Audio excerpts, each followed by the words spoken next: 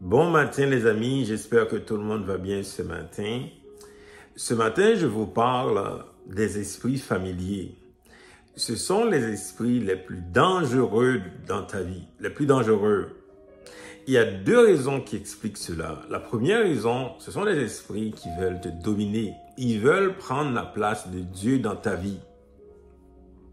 Ils sont dangereux. La deuxième raison, c'est qu'ils sont familiers. C'est-à-dire que tu ne te rends pas compte. Pour toi, c'est comme ça que tu es. Il y a des comportements, il y a des choses qui se passent dans ta vie. Tu t'identifies à ces choses-là, tu penses que c'est comme ça que tu es. C'est ça qui explique qu'ils sont très dangereux, les esprits familiers. Alors ce matin, je parle d'identifier et vaincre. Il faut absolument que tu puisses ce matin identifier les esprits familiers dans ta vie. Maintenant, d'où viennent ces esprits? Il y a deux sources. Ces esprits proviennent de deux sources. Soit dans la famille, c'est-à-dire des générations, il y a des comportements qui se manifestent et on le voit, des situations qui se répètent, la pauvreté, par exemple, la maladie ou des problèmes de comportement. On voit dans la famille, ces choses-là se répètent des générations et ces problèmes perdurent et ça domine sur beaucoup de personnes, sur ta propre vie et tu vois à chaque fois, là, c'est la seule chose à laquelle tu y penses, cette situation, ce problème, ce comportement, c'est ça un esprit familier, ça vient de là aussi. Ça vient également des relations sexuelles qui sont interdites par la Bible, par le Seigneur. Et donc, ce sont des esprits qui se transfèrent, qui se transmettent à travers le sang, vous comprenez? Et donc, ils sont très dangereux. Et donc, aujourd'hui, c'est important dans ta vie que tu puisses, ce matin, identifier les esprits familiers dans ta vie. C'est quelle situation dans ta vie là, qui perdure depuis longtemps? C'est quel comportement que tu vois malgré la prière, malgré tout ce que tu es en train de faire?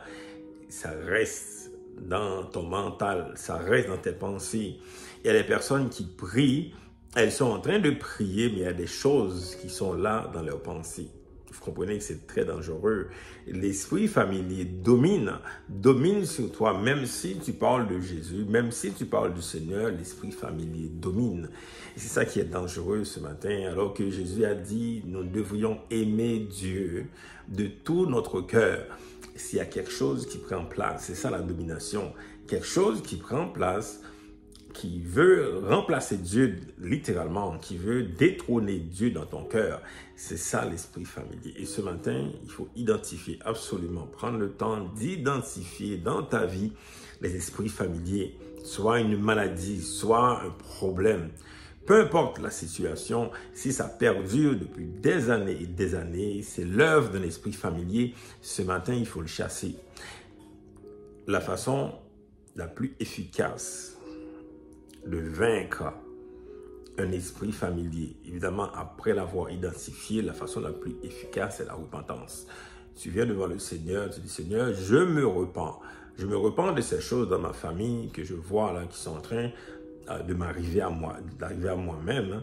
Également, des comportements, je parlais de relations sexuelles qu'on a eues, tu te repens devant le Seigneur par rapport à ces comportements sexuels, tu les cites littéralement, tu les confesses devant le Seigneur et ça enlève toutes sortes de pouvoirs, ça enlève la légalité des esprits familiers après avoir fait cela, après avoir fait la repentance devant le Seigneur.